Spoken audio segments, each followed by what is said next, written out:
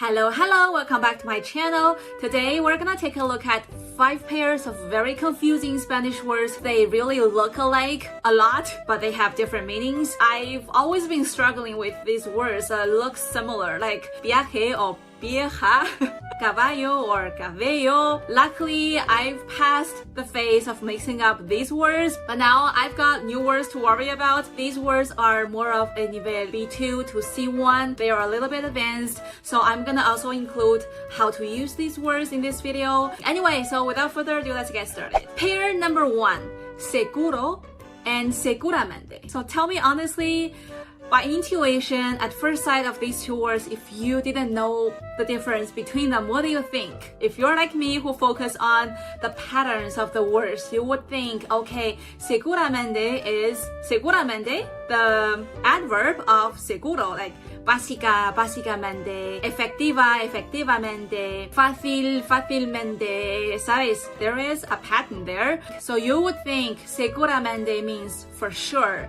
certainly. But here, seguramente, my friends, it means probably. It means probablemente, quizás, possibly. It's a speculation. It's not a certainty. Unlike seguro, which expresses a certainty. So if someone says seguramente llegará a tiempo, it means that he will probably arrive on time. It's not for sure he's gonna arrive on time. If you want to say for sure, it's seguro, okay? Or de seguro. So seguro means sure. Is that seguro? Are you sure? It expresses this certainty. Seguro is also the adverb of sure. So, seguro que está en casa. For sure, he's at home. It expresses una seguridad. It's a certainty. Here, seguro is an adverb. It equals to estoy segura o estoy seguro que está en casa. So it doesn't matter if the one who's talking is male or female, it's always seguro because it's adverb. So to dive a little bit deep into the word seguramente, since it means more or less the same as probablemente or quizás. So after the word seguramente, you can either use indicativo or subjuntivo depending on how sure you are. Okay, so now let's move on to the second word pair. So the second pair is respeto versus respecto. The reason why these two words were so confusing for me, like literally during a period of time, I actually thought these two were just one word, which is respeto. Because I think respeto means respect, which is the same as English, you just add an O. But oh my friend, here, respeto doesn't mean the respect that you are thinking. Respeto, the one without a C, is the one that you are thinking. So respeto means respect. Con todo respeto, with all due respect. And the preposition that normally goes with respeto is a. So tener respeto a la naturaleza, a las diferencias, tener respeto a las normas sociales. You have respect for the nature, the social norms, and the differences. And now let's think of an example. If your roommate enters your room without even knocking on the door, he just opens the door like this, it's una falta de respeto. Una falta de respeto. It's a lack of respect. And now let's take a look at his twin sister,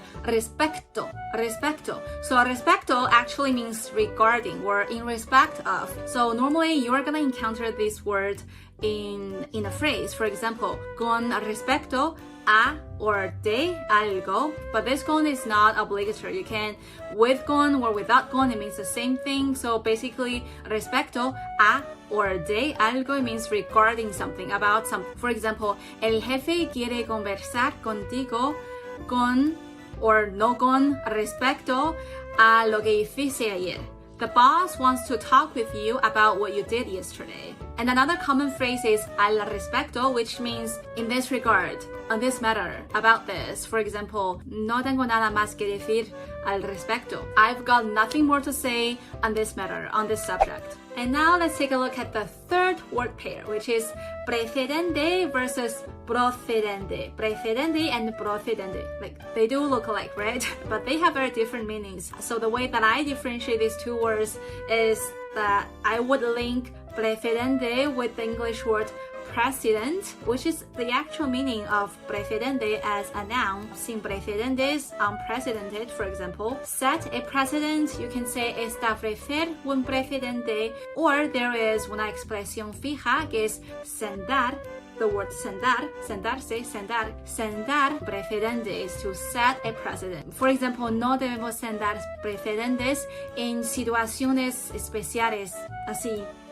We shouldn't set precedents in such a special situation. But the word precedente also has meaning as an adjective, which means previous or preceding. You see how I emphasize on previous or preceding, like precedente, previous, preceding. For example, in the previous pages, en las páginas precedentes, or the preceding generations, las generaciones precedentes. And on the other hand, let's take a look at the word procedente, which is like the adjective of proceder. And what does proceder look like? It looks like the English word proceed, right? But the word proceder, the verb, also means to come from or to originate in. For example, ¿sabes de dónde proceden los productos? Do you know where these products come from? Adjective of proceder, which is procedente that we're talking about, shares the meaning of to come from. For example, el vuelo procedente de Madrid. It means the flight from Madrid. El dinero procedente de la corrupción, the money from corruption, the money coming from corruption. Woohoo! Pair number 4. Pair number 4 is planear versus plantear. Planear and plantear.